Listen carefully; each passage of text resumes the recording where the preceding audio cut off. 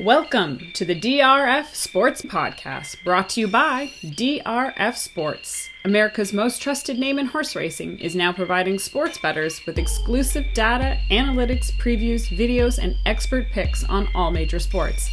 Bet smarter and have more fun doing it. It's the DRF Sports Podcast, and now your host, Sheldon Alexander. Ready, set, bet. This is the DRF Sports Podcast, episode 67. Don't forget to like, follow, and subscribe wherever you get your podcast. I'm your host, Sheldon Alexander, and it only took one weekend to remind me why I love the NBA playoffs so much, and also why I love betting on the NBA playoffs. A 10-4 record in the play-in/playoff record so far against the spread for us, continuing our run at 22-8-1 overall on NBA bets given out on this pod. We'll continue that run, but first, be a pro and win with DRF Sports Pro. Introducing DRF Sports all-new premium data feature on drf.com/sports. For $99 a year, which is just $8.25 a month, you can get industry-leading betting trends, angles, and analytics. With so many big sporting events going on and the playoffs here as well, it's a great time for you to make some money and have fun while doing it. That's DRF Sports Pro. Sign up now at drf.com/sports. And coming up, we'll recap the opening weekend of the NBA playoffs, plus make some picks for every single game too. See if there's value to be found in some of the series prices. And basically, we love to look at where the series was, where it is, and where it could be going, and where we can find some places to make some money. And to do that, our guy Matt Russell joins the show as always. And luckily for us, that starts right about now.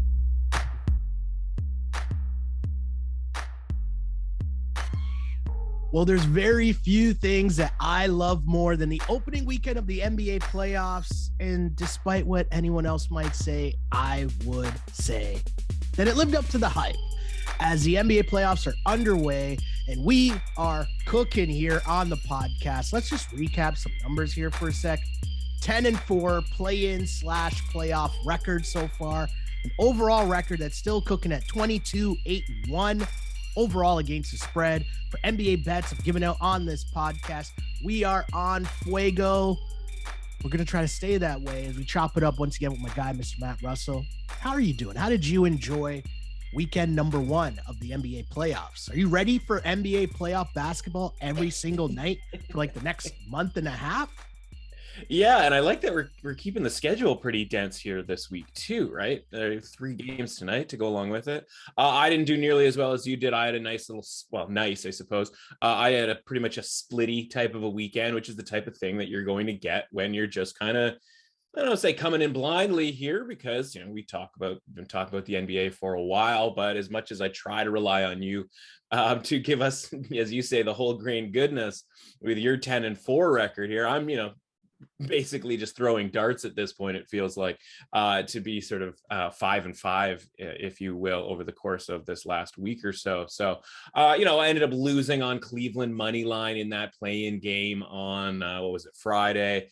Felt like I was in pretty good shape for a lot of the time there, right? And when you talk small sample sizes, right, 5-5, if they hold on to the lead, all of a sudden I'm 6-4 with a plus money underdog winner there as well, right? So you can't beat yourself up too much about it. I think we're on top of it as far as the Bulls plus 10. That got up to 11 yesterday. We'll talk about that game, I think, in that series.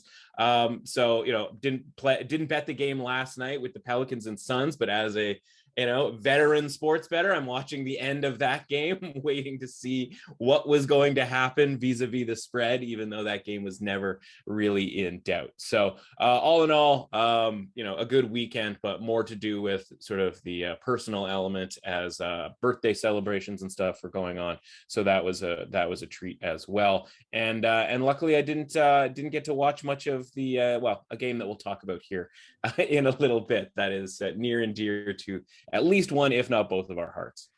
Well, you survived the birthday festivities, and much like the Celtics barely survived game one. Let's start there in the Eastern Conference.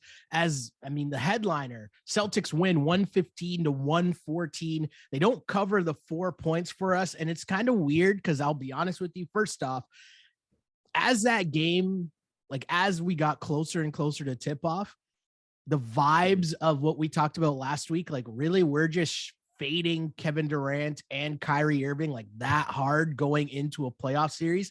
Like I sat there and I was like, you know what? Game 1, I feel like this is a Nets game. And it was only for the fact that I came out on this podcast and said I was taking the Celtics. It's the only reason I stayed on the Celtics -4. Do you know what I mean? I was like, no, I'm going to stay true to the people. I'm going to stay true to what I said on the pod. We're going with the Celtics. They don't cover, but what a crazy game. And there's still so much that we can take away from a betting angle here. Great game. Jason Tatum wins it at the buzzer. We're heading into game 2, which is all the way on Wednesday. Celtics are favored by 3.5 points.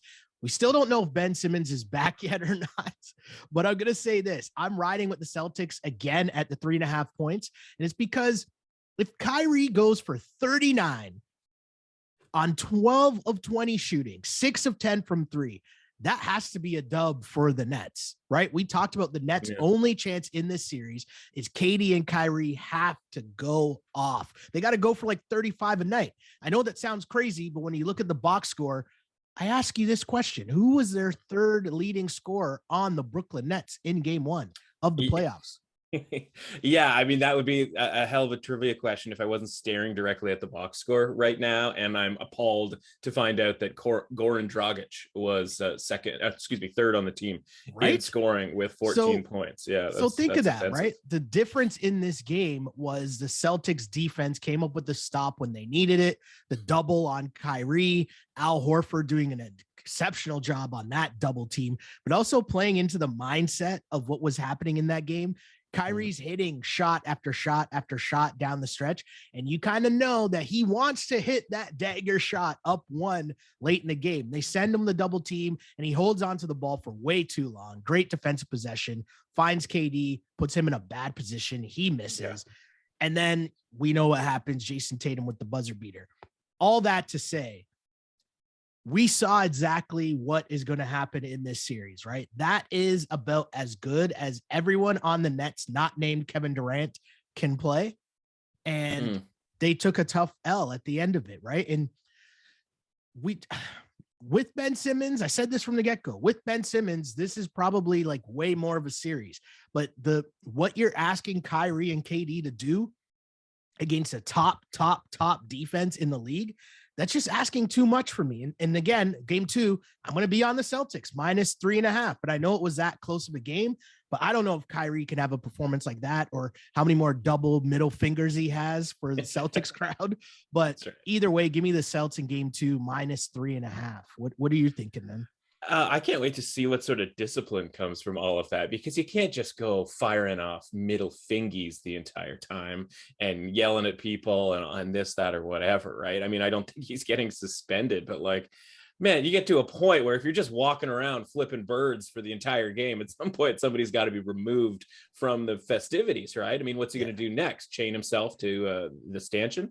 Okay, like from a side standpoint, it's funny. We see the adjustment, right? It goes from 4.5, 4 down to 3.5 for this next game, because now the market goes, oh man, like we might have gotten a little over our skis there on the whole like fade Kevin Durant, fade the Nets type of thing, which is something that you and I talked about even on Thursday. So you give it a couple more days of people just piling into like, yep, Celtics.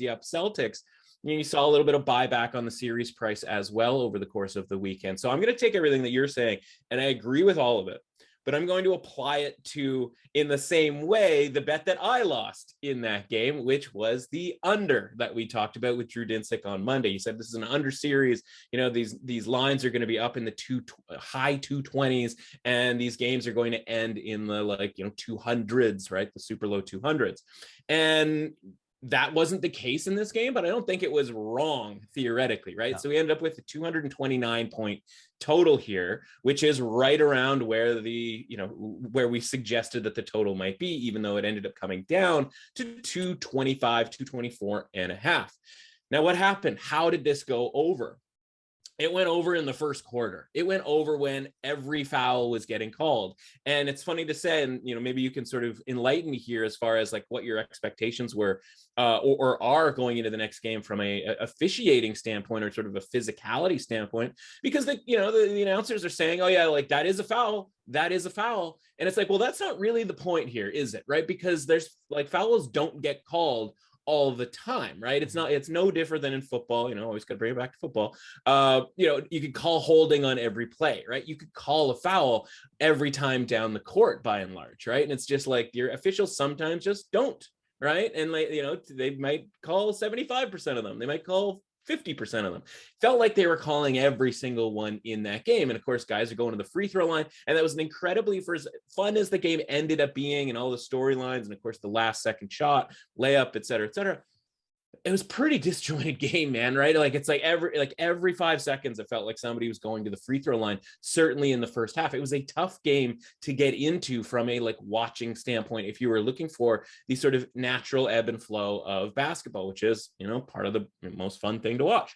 So I look at this and I go, man, this went over by 4 points and everybody was shooting free throws in the first half. And so when I look at it for the next game, I go, okay, we can't possibly be getting that level of officiating to have that game go over from that standpoint. And then I look at the adjustment to the line where, again, Brooklyn goes down to 3.5 point underdogs. Well, the total right now is 228, right? So we have adjusted this line up 3 to 3.5 points, to me, based entirely on how this one game was officiated. We'll have a different crew, like all of that sort of thing. Obviously, 3 or 4 days later, there may be sort of a less physical element to the game. Who knows? But I just look at this and I go, okay, like we're getting a pretty massive adjustment here on the total, which I think was artificially enhanced by how many foul calls there were, certainly in the early portion of that game. You get down to the fourth quarter, and it's like, what, 48 point total, 48 total points in that fourth quarter. It's like, that's the game that we were looking for, right? Something in the 40 to 55 per quarter type of a situation, something that's going to keep us under 225. Now we're up to 228. So I'm going to jump on that under. As far as the side is concerned, right? Again, if they want to drop the line a little bit more, I'd be happy to take the Celtics, and I don't think you're wrong necessarily.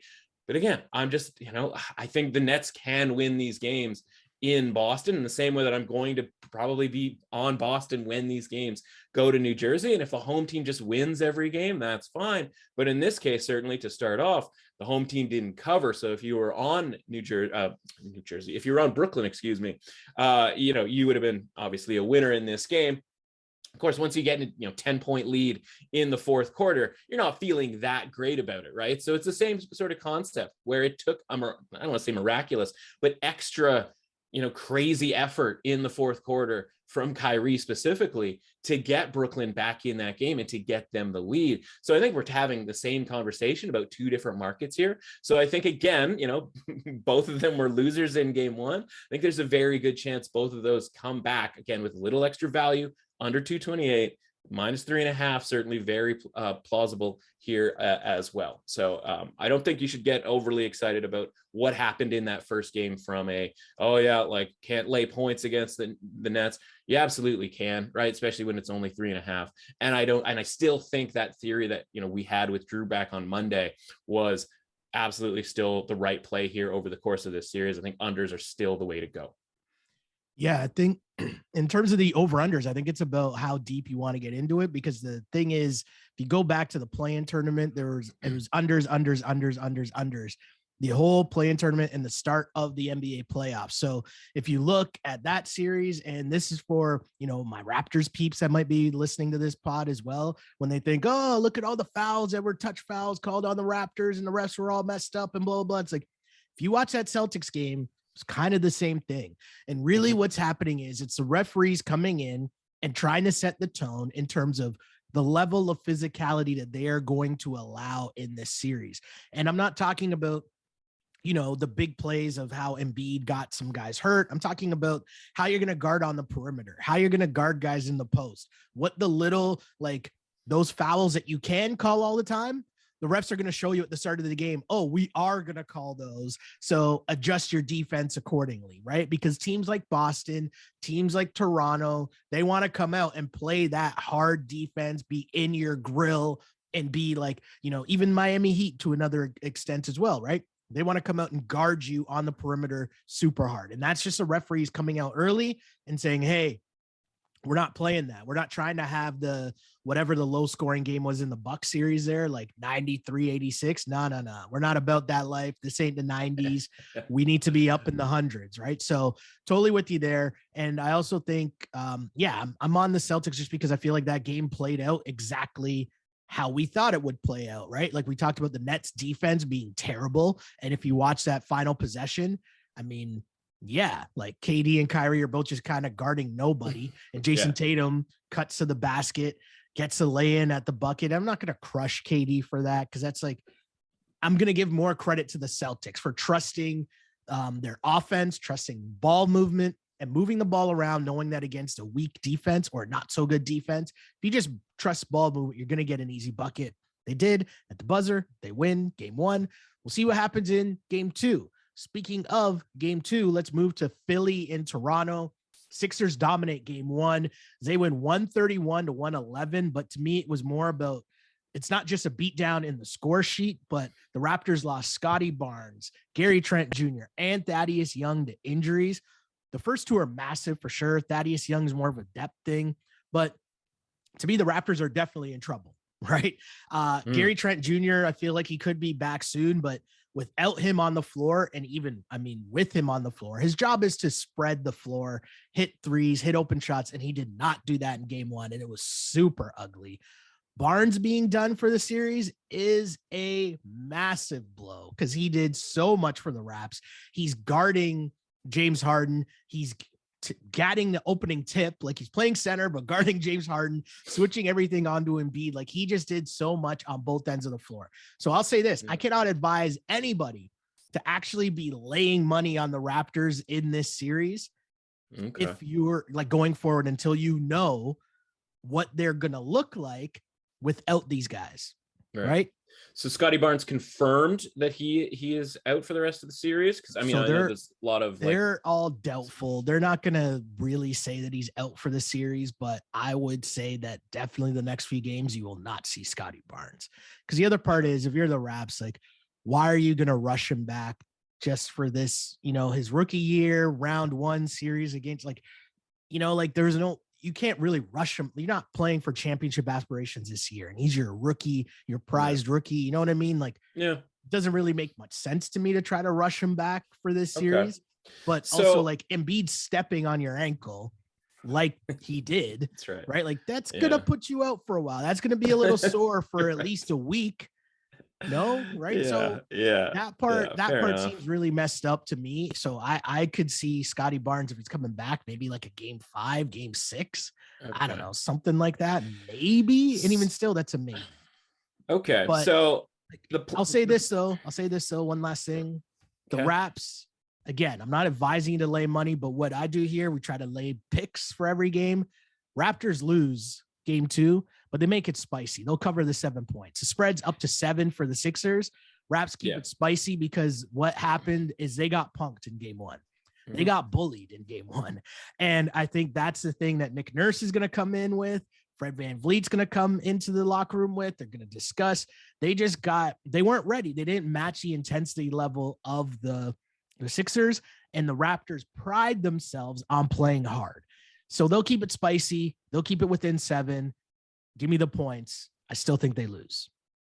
We're seeing up 7.5, right? That's a 3-point adjustment from the 4.5 that we talked about last week being already pretty low, right? So, you're sort of in a middle ground there where you go, okay, is it really a 3-point adjustment or should it have been higher than 4.5 in the first place? Because the reason it was as low as 4.5, it's sort of the opposite situation in the Celtics, right? That Celtics number was 4.5 because everybody was piling in like mayhem on the Celts. And last week everybody was piling in on the Raptors, right? When you turn on the PTIs and the NBA countdowns, etc., and it's all like, Michael Wilbon going nuts about how the Raptors are going to win the series, blah blah blah. You're like, okay, well, we have officially jumped the shark here, right? We talk about the block being too hot. The funny thing was Kornheiser was like, well, the Raptors don't have Kawhi Leonard and they don't have Kyle Lowry anymore. Well, it's like, yes. Oh, thanks, Tony. Thanks for that update, Tony. Glad to know you've been watching Raptors basketball.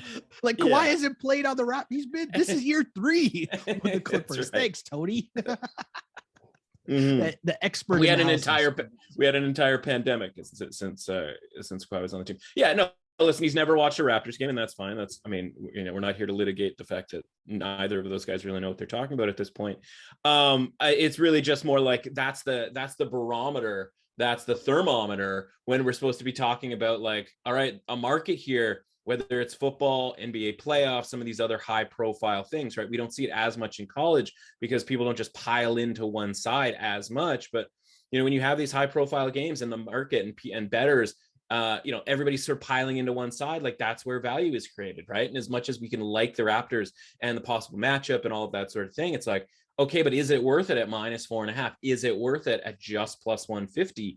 And so our strategy here was always like, I can't really bet this first game because this, the spread is too low. So I'm going to step away from it. I'm going to, see if the Sixers can win this first game and then hop in on the series price after a game 1 loss. Meanwhile, also taking the 4-2 exact series price before the series started I was able to find +500. Right. And so I'm sitting here with a 4-2 series bet. Don't have a series bet yet, but am going to make a bet here on the Raptors because we are looking at +350. Now you can sit there and be like, oh, they have no chance because Barnes is out and potentially, a couple of these other guys and the depth is getting hurt. Right.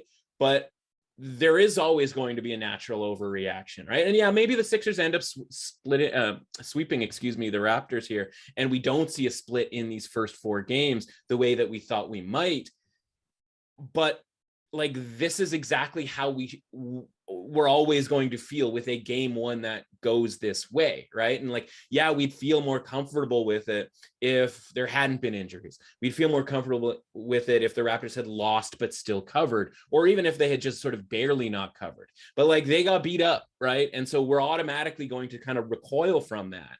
And, you say like, yeah, the Raptors are going to potentially cover this game.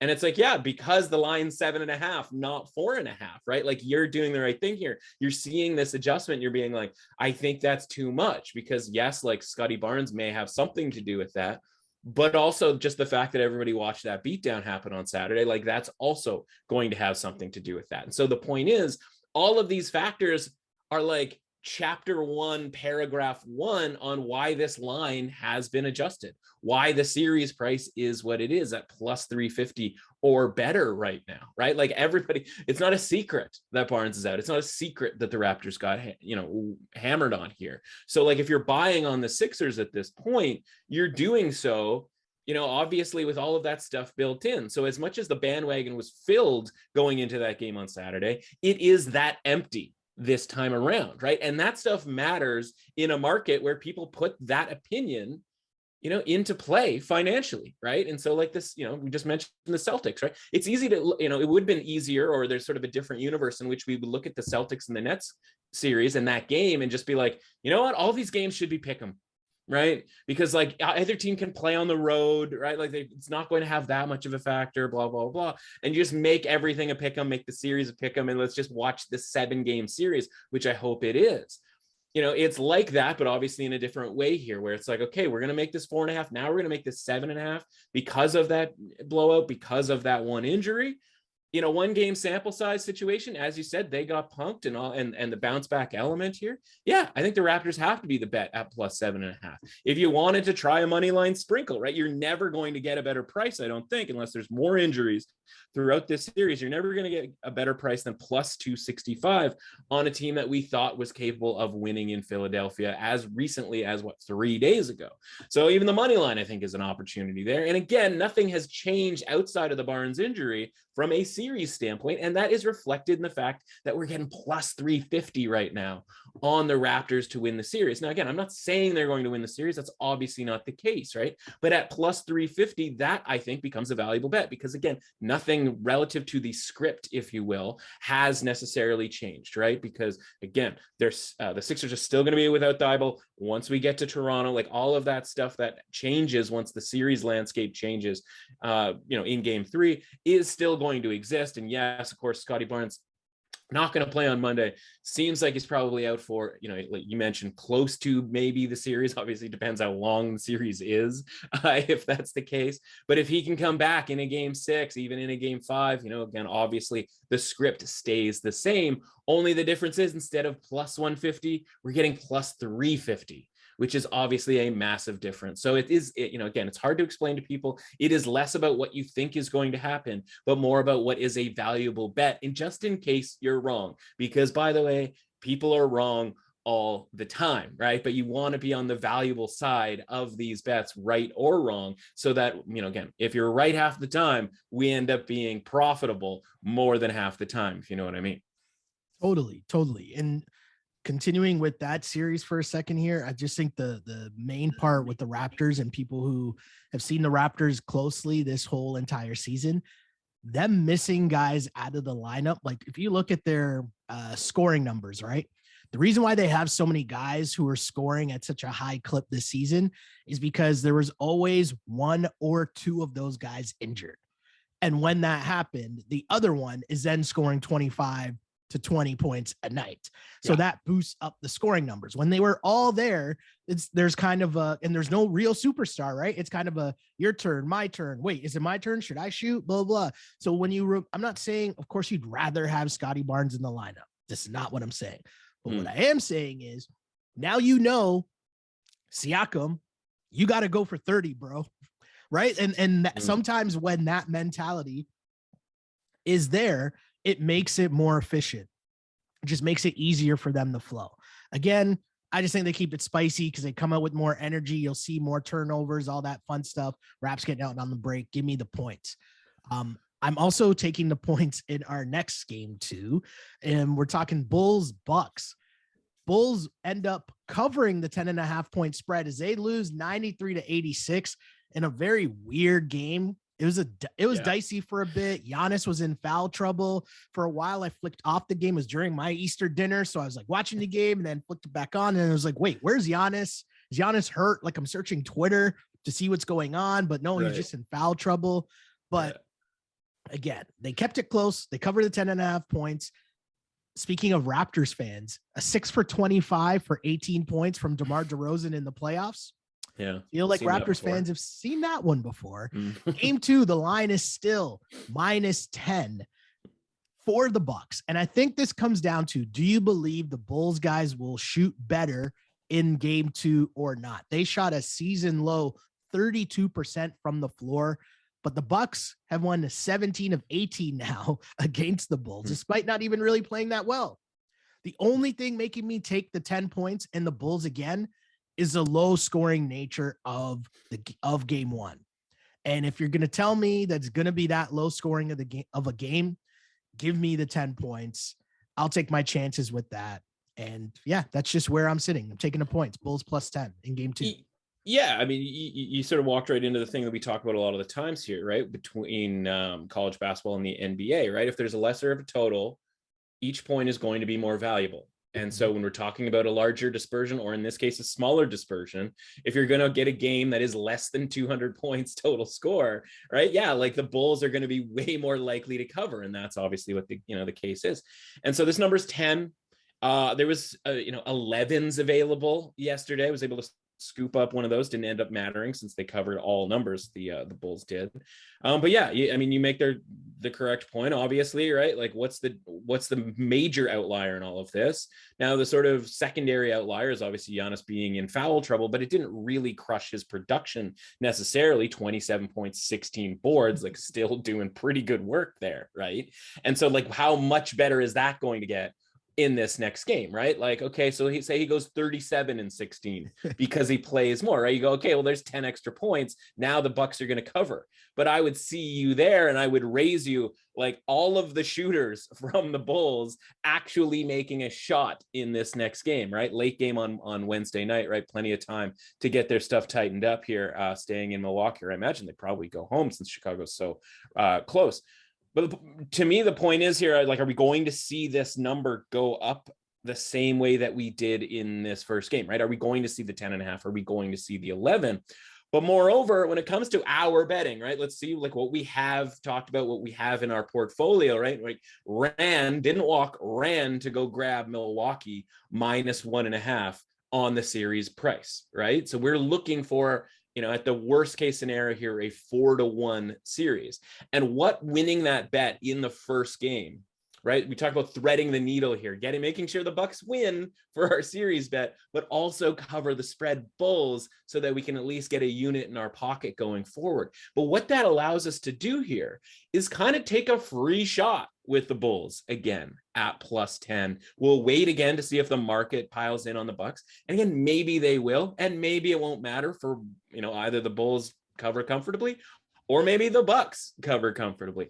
But the point is, you're sitting there going like, man, if the Bucks cover this number, when we talk about threading the needle, if they cover in game one, now we're sitting there going like, okay, that's great for our series bet, but we're also down, a half of a unit, if you will, relative to the series price, because we talked about sort of a 2-to-1 ratio series versus game. But now we can just freely bet on the Bulls here and try them here, because if the Bucks end up winning this game and covering, okay, like we're even on the series from a point spread game to game standpoint, and we're sitting pretty with a 2-0 Bucks lead for our series bet, which the series bet always has to sort of take precedence from, what we want to happen here. And so it kind of gives us a free shot here with the Bulls. And maybe we thread the needle again and the Bulls lose, but they also cover like they did in game one.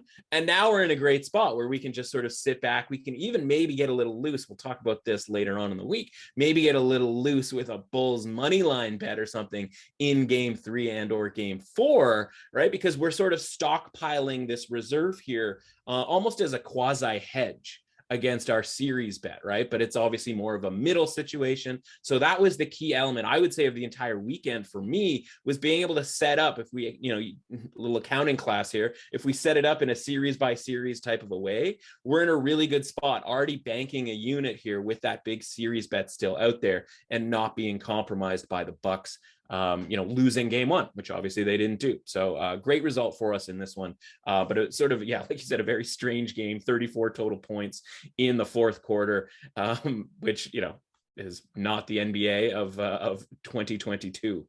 Yeah, definitely a weird one, and definitely a weird one for the Atlanta Hawks as they come off a quick turnaround. They lose.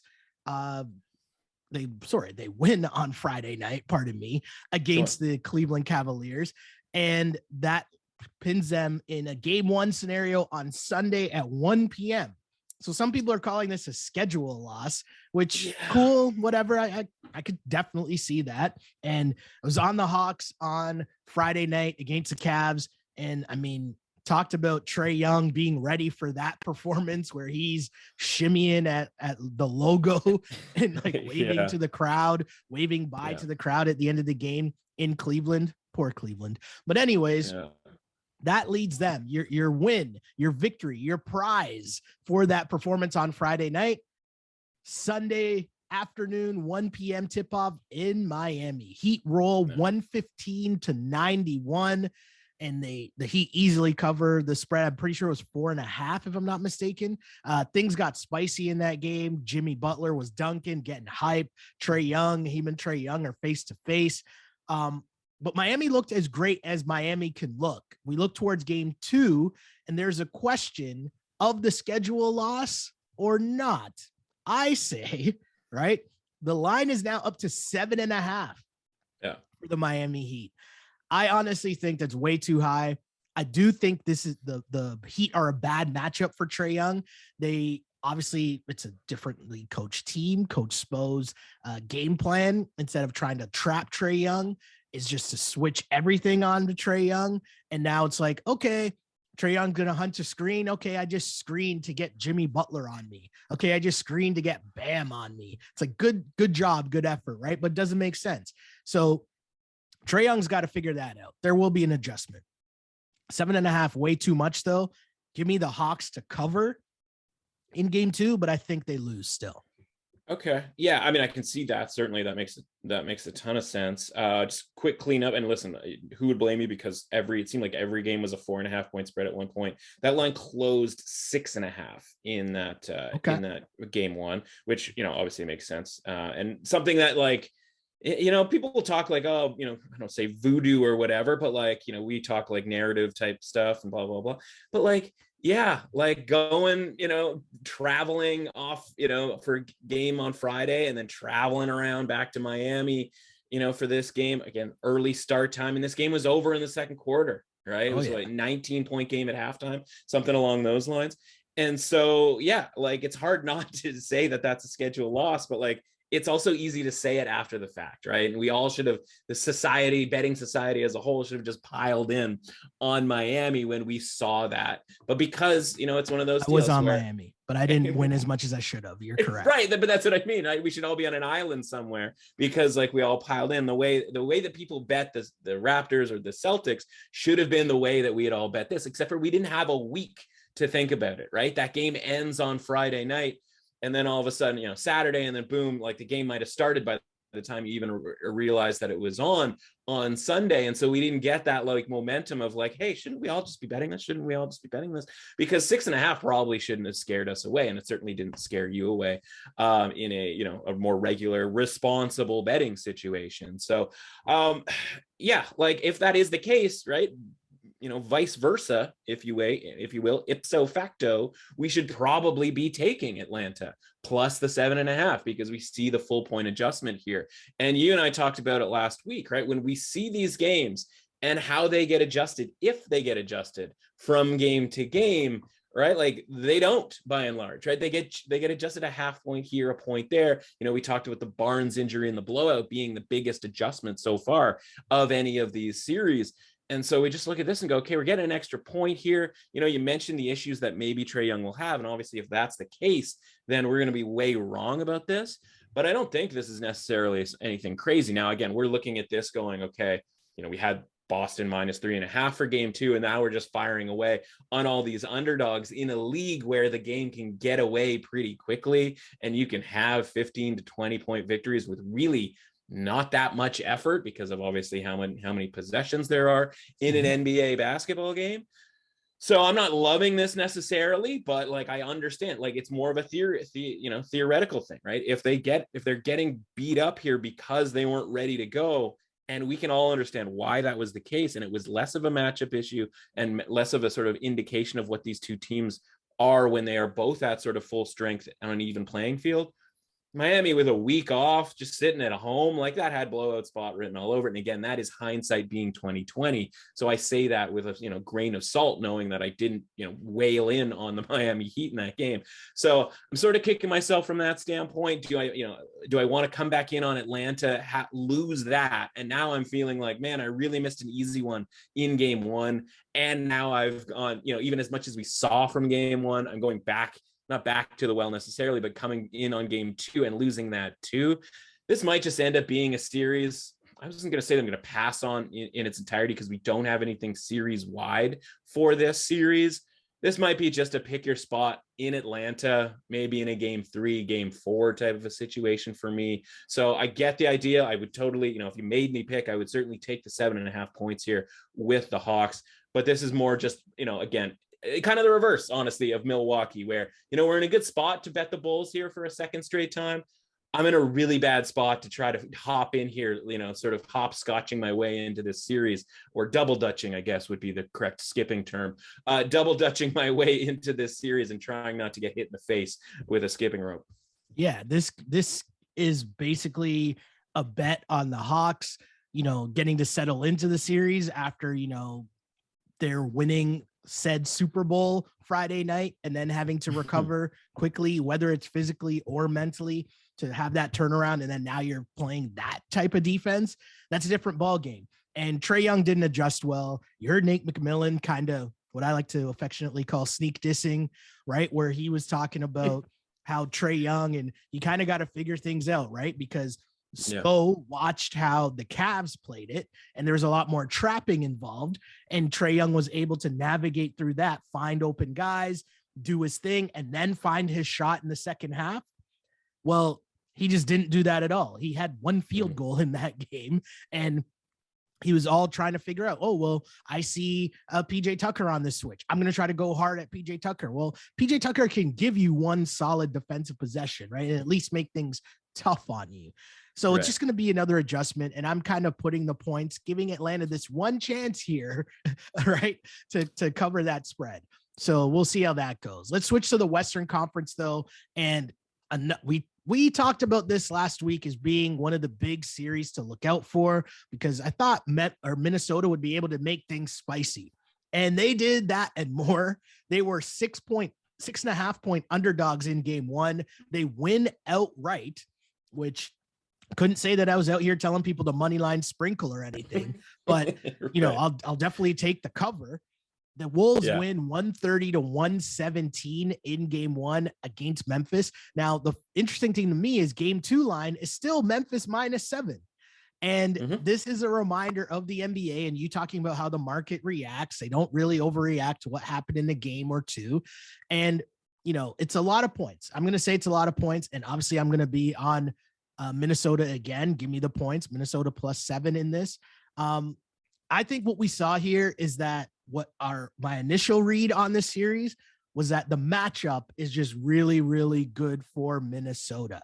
We know that adjustments will come, but I trust Minnesota's coach. Minnesota has a really, really good coach, right? In Finch, he's a really good coach, and he makes very good adjustments as well, just in terms of figuring out how to pull the strings with Cat not being that good of a defensive guy at all. But expect the adjustments on both sides. Is this a Steven Adams series or not? I'm going to say probably not, but that's going to be the most interesting thing to me. I'm still going to be on the T-Wolves, because if I was on them at the -6.5, they win outright. Now you're giving me 7 points. Cool. I'm going to take that. I'm not sure what the line ended up being by tip-off for game one, but I'm going to roll with Anthony Edwards. He's your favorite player right now. My guy is ready. He wants all the smoke. Give me the Memphis Grizzlies to not. I mean, I'm just taking the points. I'm taking the points. I don't know what's going to happen. Memphis could win that game, but I'm definitely taking the 7 points with the Minnesota Timberwolves. Yeah. So, a couple of things here, right? Immediate, you know, even just looking at the odds board, right? The thing that jumps out is the 241 point total in this game. And so that goes, dispersion, right? So again, does 7 feel like as many points when the expected total is 241 as it does if this was even 221 or 211, something along those lines, right? And so the answer to that is like, no, that isn't that many points. And I think the indicator here for me is like, yeah, there isn't an adjustment, because this is the perfect example, as you mentioned, of the market going like, okay, great, 1 game sample size. Yeah. And if we can drill that into people's heads, whether it's the NBA or the NFL or whatever sport you want, like you can't do much better than a relatively comfortable victory for the road team here, right? Like this is kind of the biggest disparity off of the point spread from the first game. You know, again, the same exact point spread, by the way, right? That closed 7. There's even some 7.5s out there. So, you know, again, basically no adjustment, being like, okay, we're going to start from 0 here. We're going to roll the ball back out and we're going to see what happens. And we're not going to change our interpretation of what this series is supposed to look like. We're going to just, you know, have it basically start from scratch, if you will. Now, obviously, from a series standpoint, it's not starting from scratch. And that's why you see a big adjustment to the series price. And I think that's the one that's a little bit more interesting to me in a way, because honestly, you know, I think I would lean Memphis -7, because that -7 feels like a lot of points. But with 241 total points expected here, it just isn't that high, right? And this game could be a very competitive game, and it could just end, you know, 130-120, 125-115. You're just going like, wait a second, how did Memphis cover this game, right? Because I think you and I agree that Memphis is going to win this game. They're not going to lose a second straight game at home. But again, hindsight being 2020, Listen, the NBA playoffs, it all kind of works the same every year, right? Especially in that first weekend. You got 8 series. There's probably one in there that is sort of like a pick-a-me game, right? I would make the case that the Celtics and Nets game is that. And then every other game, because of the home court advantage element, every other game is sort of a 5 to 10 point spread. And there's always one upset in there somewhere, right? So it's like 6 teams win outright, one gets upset, and then there's a coin flippy type of a game that could go either way. That if the underdog won, in this case the Nets, if they had won, you wouldn't be all that surprised. If you look at it from a hindsight standpoint, like, yeah, a young Memphis team might be that team that it was going to trip up versus a Miami team, for example, that had a really great scheduling spot in a veteran team, the defending champions in Milwaukee, right? Like, obviously the sort of anti-hero, reverse thing with the Sixers, where of course, like, they were never, they weren't going to lose that game. Everybody was on the Raptors type thing. The Warriors, who we'll get to, obviously. And then of course, like, the injured element with the Dallas-Utah series, all of that stuff, right? And of course, the Suns never going to lose that game either, right? So like, if you kind of work backwards, and if we had said to each other, hey, like, too many people are on the Raptors here in this first game, what's the other game that you could see a team losing at home? It probably would have been this game, right? Because Minnesota, it's not like they had the arrest issue, because they had been done with their play-in tournament situation back on Tuesday. So like, again, all of that being sort of a retrospect type of a thing here.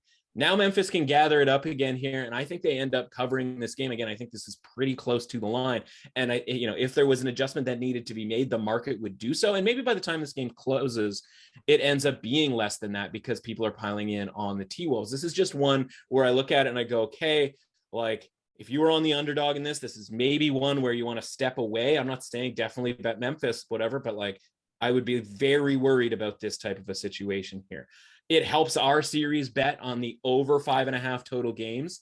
If Memphis loses yet another game, now I'm going to start getting worried on the opposite side. You and I talked about whether you do the +1.5 or the 5.5 games and how you sort of parse that out. Yeah, like, I don't really want the Timberwolves to win this game or win the series, in 4 or 5 games. That would not be ideal. But I look at it and I go, okay, series price here is kind of interesting now, right? Like, we went from a series that look at it this way, right? The line was -300, +350, +360, something along those lines for Minnesota. And we saw last year with Memphis going on the road, I believe it was against Utah, where they go and they win the first game in that series. And it just catapults, or plummets, if you will, the series price downward. Right now, Memphis can be had at -140, and all they did was lose one game. And like, yes, it was a home game, but this is like a pretty massive adjustment on the idea that, okay, yeah, even if Memphis wins this next game, which are obviously they're heavily favored to do, that they will have a problem winning a game in Minnesota. I just don't see that being the case, because as much as we close our eyes and see Pat Bev on the desk, swinging the shirt around, throwing it around, going nuts, right? And we sort of assign a home court advantage that's maybe a little extra to Minnesota. That was a team that was still down relatively significantly to the Clippers in that game. And Paul George probably had COVID in that game, like, based on the fact that he literally tested positive just a couple of days later. Like, that could have gotten away from the T-Wolves very, very quickly in that situation. And I trust Memphis and this group a lot more than I do that group of Clippers. So I think they can win a game on the road. And so, yeah, we might get our 6-game series or our 7-game series and be able to cash our over 5.5 games bet relatively comfortably here, because I think we haven't heard the last from Memphis. But at -140, given that, again, nothing's changed here necessarily from a game-to-game standpoint, they've just sort of thrown one here to Minnesota, obviously not literally. I'm looking at maybe a Memphis -140 series bet here, knowing that, like, Memphis has a little bit more experience here. They can win on the road. And obviously there isn't an injury or massive adjustment to the game-to-game line and the power ratings, if you will, of these two teams, because that's what changes these lines, right? The lines are built off of power ratings. So when the Raptors get, downgraded power rating, that's what changes a line from 4.5 to 7.5. Well, with this loss, there was no reason in a one-game situation to downgrade the Memphis Grizzlies here. And so yes, obviously being down 1 means there has to be an adjustment to the series price, but to go from minus 300, like a 75% win probability, down to minus 140, which is barely over 50%. I just don't think that this is an opportunity to jump on Memphis from the series standpoint and maybe hit both sides of this, right? Where we end up getting a Memphis in 6 games. Or think about it this way. All this has to do is get to game 7. We will have cashed over 5.5 on the total games. And now we'll have Memphis in game 7 at home for minus 140, which if you look at the money line right now is considerably higher than minus 140. So I think this is time to hop in here on the Grizzlies from a series standpoint. Yeah, no, I totally get it. And it's a series that I just can't wait to continue to watch, because I just think it is a great matchup of two really just interestingly matched teams, and two teams basically at the same point in terms of being a young team that is starting to figure themselves out. So definitely interested to see how that series goes. The next series, not so interested in, but another series that we kind of hit the nail on the head in terms of how game 1 would go. And that's the Warriors and the Nuggets. Warriors roll in game 1, 123-107. I talked about how Steph would ease his way in, and he did. I mean, he came off the bench, had 16 points. The other thing that was interesting was the line, obviously, going into that game. It was interesting because they announced Steph. Was he going to start? Was he going to come off the bench? Was he going to play? All of those things, as the information started to go in, affected the line. We were sitting pretty just well on that game very easily. So an easy cover. And again, if you go back to what we talked about on last week's pod, it was Steph easing his way back in, Poole fitting into that role of Clay and Steph. And tell me if this isn't a Clay and Steph line, 30 points on 9 of 13 shooting. That's exactly a Clay and Steph Curry line, but it's Jordan Poole. So look at that. Draymond's Draymond. We said the Warriors would roll and this would be the series because they're front runners. You're going to see them doing the Warriors celebrating front runners things. That's what they did. Yeah. Maybe Denver steals one at home, but I mean, game 2 line, Warriors -7. Give me Golden State again. Why not? There's no reason for me to not take Golden State here in game 2 -7. Yeah. And I think that's fair. And again, we talked about the adjustment, right? But this is obviously a little bit different. When we talked last Monday, a full week ago, this Warriors team was -5 because we weren't sure about Steph. And then the practice report comes out and he's like, yeah, he's practicing. Okay. It goes up to -5.5, gets even to as high as 6, maybe even some 6.5s out there, because it's like, yeah, he's going to play. And, we always get, wrapped up in who's starting, who's not. Right. But again, if they had needed him, he probably could have played 30 to, not necessarily 40 minutes, but somewhere in the mid 30s if they wanted to, right? Didn't have to be the case. He only plays 22 minutes and it works out perfectly for the Warriors. And that's the idea, right? We want the Warriors when they're healthy, when they are healthy, and these guys all get to play together, and the other supporting cast, right? And we go through all of these previews and stuff. We mentioned the Kevon Looney's of the world, right? But we didn't even mention Andrew Wiggins, right? Who is just obviously another element to this team. And now you just look up and down that roster and you just go yeah, there's a lot of pretty useful pieces here, even when we're not talking about the stars, right? The Otto Porter Juniors of the world, who aren't necessarily filling up the hoop necessarily, but add another problem from a length standpoint around the basket, right? And around, when Jokic is trying his 5-foot jumpers, right? There are just more people sort of swatting around, and he's always going to be awesome, but somebody else has to do something, right? And Aaron Gordon, Jeff Green, these guys aren't. I mean, they got 24 points out of Will Barton in that game and still were nowhere near it, right? And so when we see this adjustment, it's now 7. I don't see necessarily why there's a reason not to bet this. Again, it depends on your series portfolio, if you will, here, right? And so we're talking about a series that we have -1.5 on and -2.5 at +200 or better from last week, right? So this was very much a series thing here where, okay, if we get the Warriors in and out of this series in 5 games, we're going to cash these bets and we're going to be quite happy with what we did, right? And again, similar to the Bucks and the Bulls series, you go, okay, we got one in game 1 here. You can kind of free roll the Warriors here if you want, or you can sort of step back, keep your single unit off of the, line adjustment, getting the early number, if you will, from last week.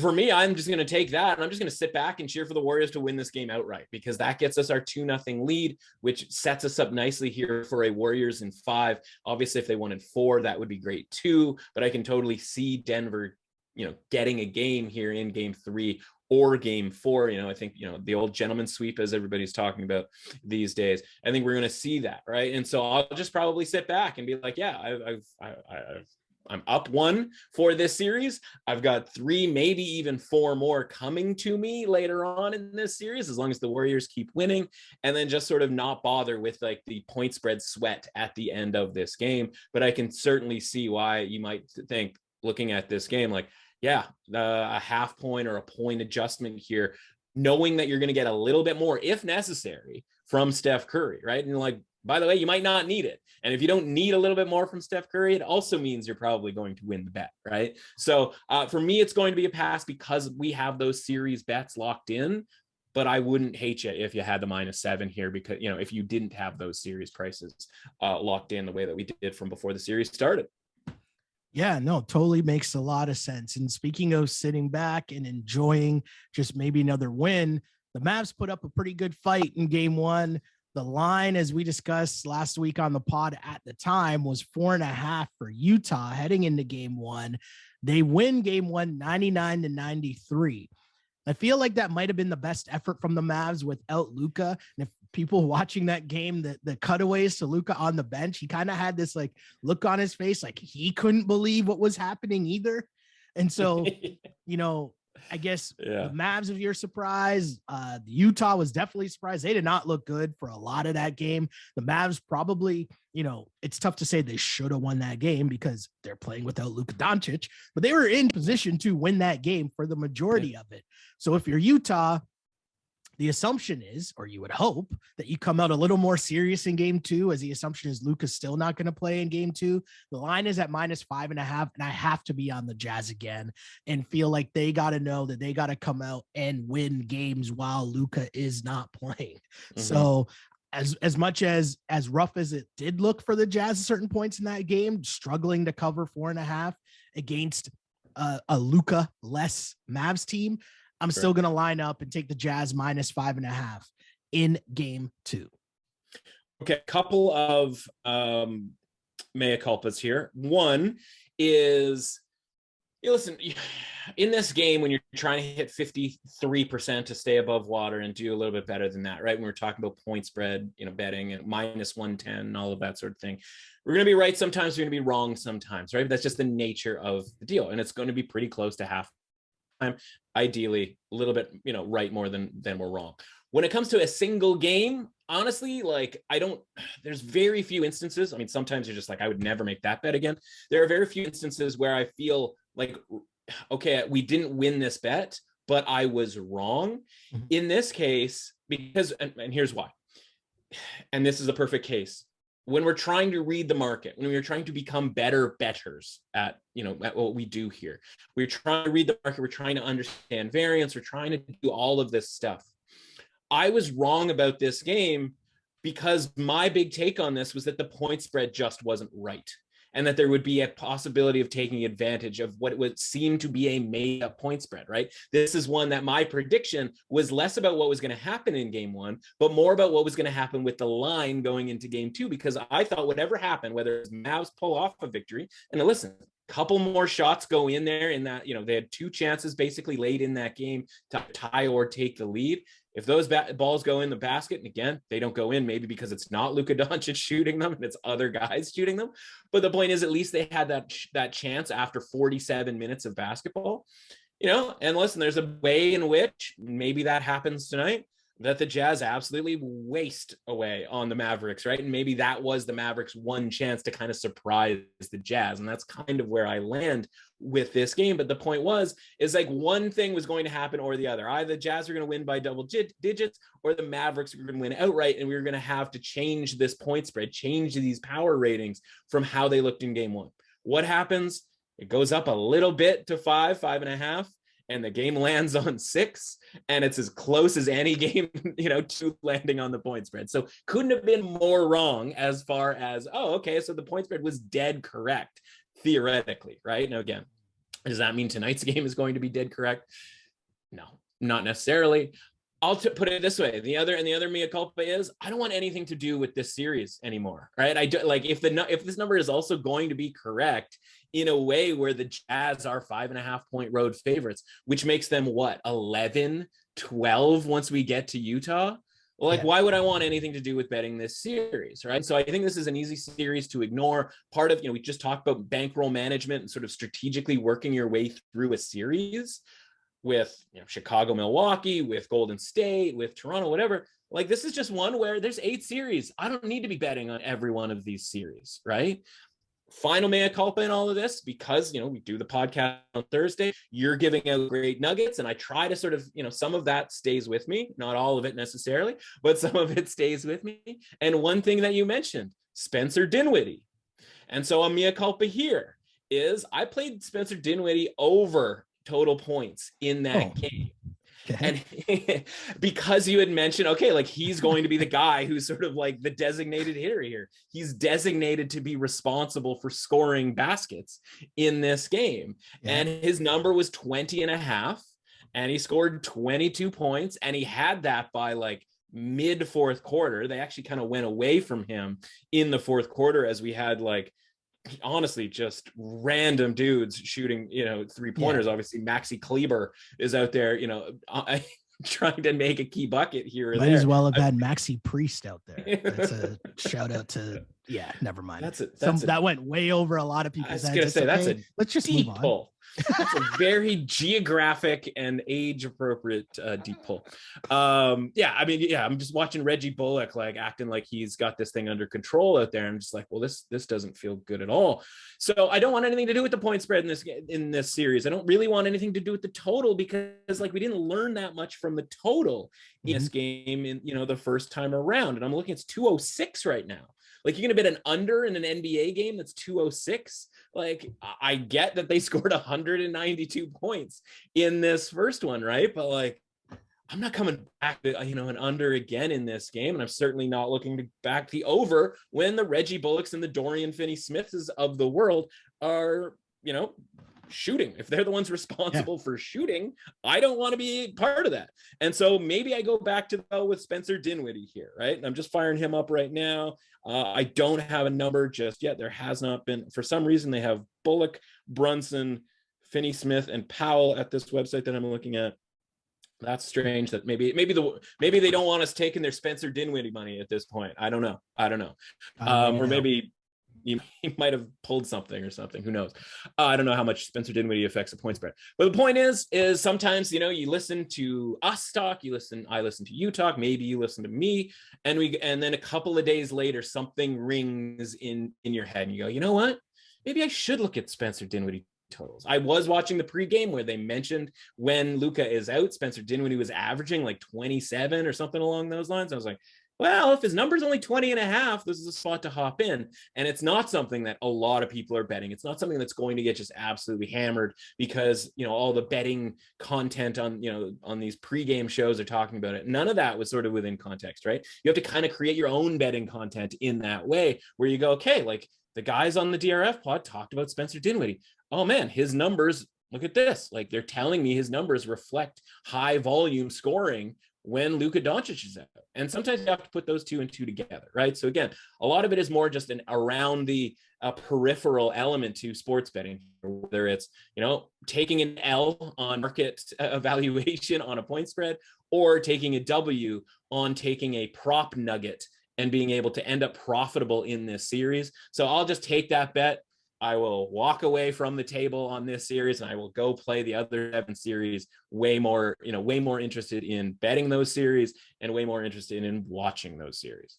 Yeah. I mean, in this series, to me, it's kind of weird and a reminder too. And I think as people listen to the pod more, they kind of know how we both kind of come at making these bets. And when I look at this game, it's not like I'm dying to sit and watch the Mavs and Utah Jazz play and bet on them. But to me, I simplify it in the sense that without Luka, even if this game is close, like it's not like I buy Utah Jazz stock. So I'm not thinking the Utah Jazz are that great of a team, but without Luka, in my mind, it's going to come down to a couple possessions at the end of the game.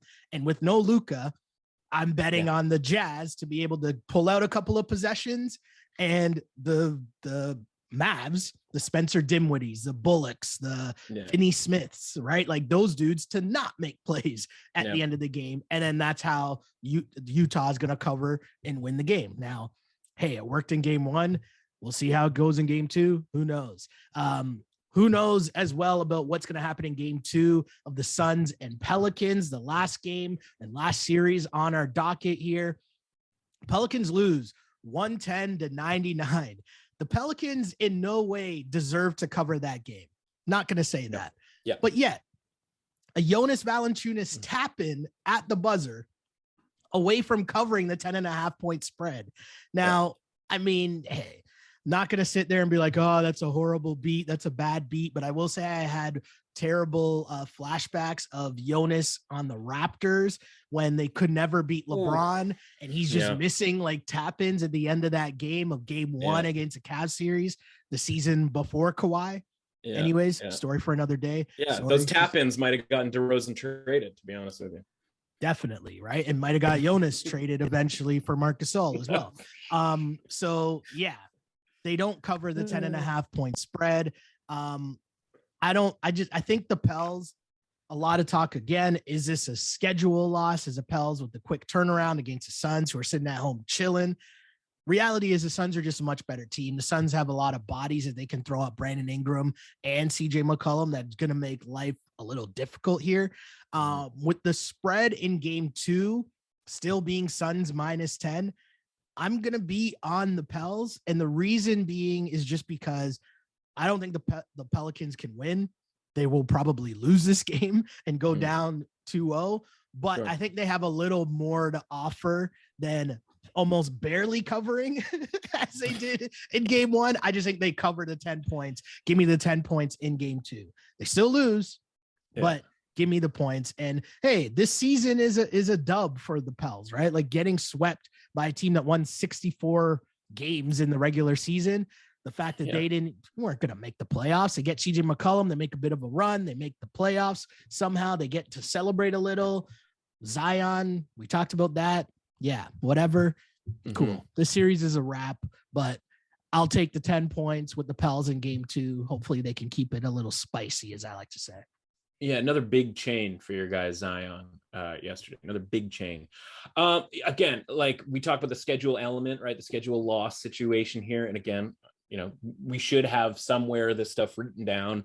Again, we hope maybe a listener reminds us a year from now when we look at these play-in tournament games, right? We're going to eventually get enough statistics, enough sort of information with these play-in tournament games to know that, again, it comes super close to not covering. So maybe it's not even a full game type situation, but when the play-in tournament has 2 games on a Friday and those 2 teams, you know, by nature have to go on the road come Sunday, right? With a less than 24-hour turnaround, maybe the first half is the right play. Maybe an alt line first half, right? It's easy to sort of look back on that now and go, man, I wish I had the Suns -10 in the first half at +200 or something along those lines, right? Like that would have been a really great bet.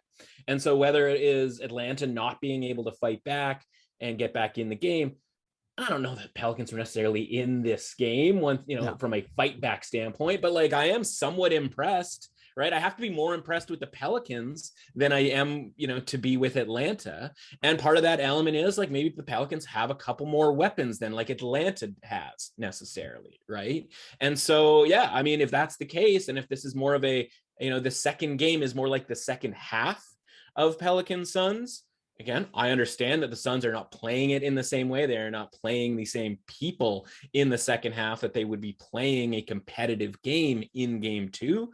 But yeah, I can totally see. I'd be way more into, I'll put it this way, I'll be way more likely to bet the Pelicans +10 in game 2 than I ever would be Atlanta +7.5, right? And again, part of that is just adding opportunities to win. Like think about that. I think we were so close to the Pelicans covering that game, right? I mean, just like if you're sitting there with a Suns ticket -10, it is a blow. It is not even close at any point in time. And you almost lost that ticket.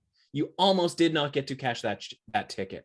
And so like that would have been a colossally bad beat, I think, right? Or at least just maybe not in the sort of traditional strictest sense, because you have to play 48 minutes and all of that sort of thing. And we know going in, if you were going to lay 10 points, and really that's the fundamental point, if you're going to lay 10 points, you have to be aware that things are going to get a little dicey for you late in the game. You know, we talked about it with the Bulls and the Bucks on Thursday. We said like the Bucks need to be up 13 points with like 30 seconds to go for you to be, even remotely feeling okay about not losing the bet, because the underdog is going to get the last bucket.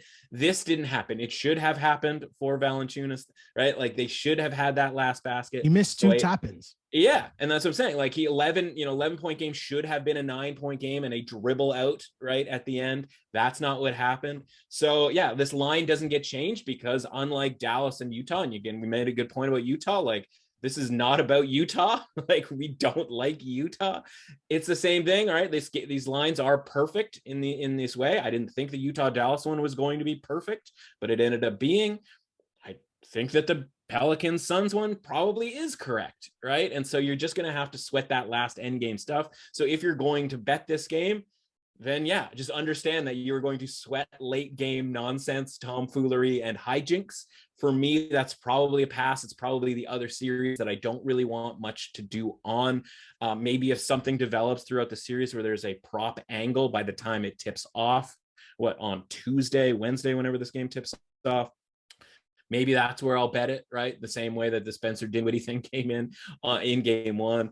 That's what I would look for, right? I would try to evaluate maybe the minutes, obviously, let's put it this way. Maybe if this game is more competitive and it's more competitive from the get-go, maybe there's a minutes increase for a Suns player, right? Like look at it that way, where you go, okay, like X player, call it Chris Paul, right? Maybe Chris Paul is going to have to play a little bit more. So maybe there's an element of, okay, I should probably bet a Chris Paul over, whether that's point total, whether that's whatever, right? Like these are the things that you need to think about when we talk about going from one game to the next.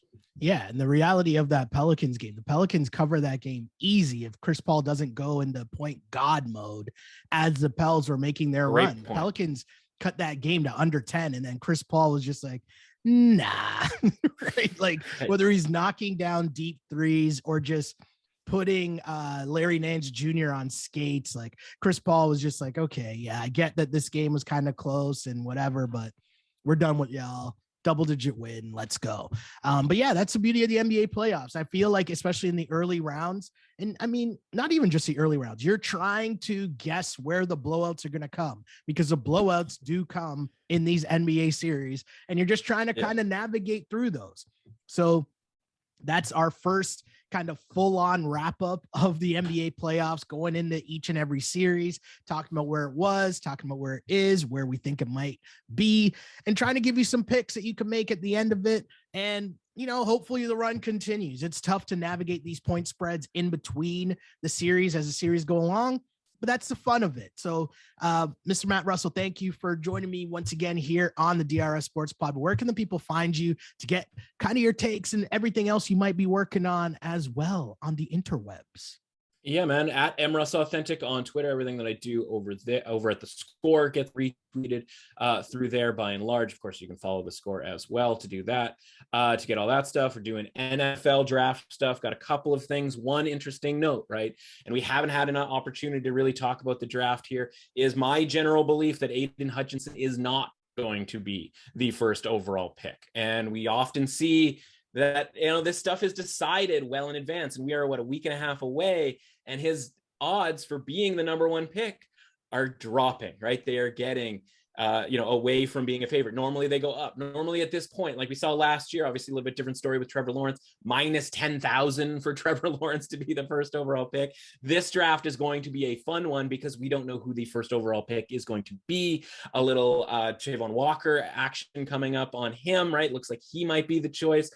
If I had to bet, I would bet him right now, but obviously the price is sort of gone on him. So we're going to talk a lot more about the draft. But again, I wrote a piece last week talking about how over 1.5 draft position, right? So basically not to be the first overall pick for Aiden Hutchinson was a really good bet at plus 250. That thing, there are still some plus 200s out there, but it's down to about plus 170. So we're getting closer to the point of a true pick'em, which, listen, if this was the Super Bowl and it was a pick'em, we'd be wildly excited for this event. Obviously, football fans out there are wildly excited for the draft, and it might be that much more exciting if this truly becomes one of those drafts where we get down to the last second and then we don't know who is going to be the first overall pick. So that's what I'm building to as far as finding some value here before the market does and before some of these numbers get out of hand. That's what I'm doing right now, along with hockey prep as well. We got a couple more weeks left to go until the playoffs there as well. All I can say is let Austin cook. Leafs run. It's coming. But tons of time to discuss that and make fun of Leaf fans for that. But lots of time to do that. Of course, as of now, though, we're totally locked into the NBA playoffs. Thanks for joining me, my dude, and we'll have you back on soon. Thanks, buddy. Appreciate it. And if you want to follow me online, you can do so on Instagram at Sheldon Alexander and on Twitter at Shell Alexander. Don't forget to like and subscribe to the DRF Sports Podcast wherever you get your podcasts. Also rate us, review us, like us, all that other fun stuff. But for more from this new project from DRF Sports, just a little reminder. If you're unfamiliar with the letters DRF, it stands for Daily Racing Forum, which has been around for over 100 years, giving you all of the horse racing information, data, and analysis. But now we've taken over the entire sports world. So if you want coverage on every football game, as well as the NBA, MLB, college sports, and more, head to drf.com/sports for all of the details and insights, as the site has all of the data on every game, including offensive and defensive stats, betting angles, line movements, key injuries, team stats, and more. The DRF data is what powers our power trends. So if you want to see which trends our analysts have selected, follow us on Instagram and on Twitter. If you want access to all of the raw data, drf.com/sports. That's where you can find the usual previews as we deep dive into the games. Of course, I got you covered on this podcast. However you want your betting information, we've got you covered. Again, my name is Sheldon Alexander. That's all I got for now. But until next time, see ya. Thanks for listening to the DRF Sports Podcast. Please subscribe, rate, and review the show. For more sports betting advice, go to drf.com/sports and follow on Twitter at DRF_sports.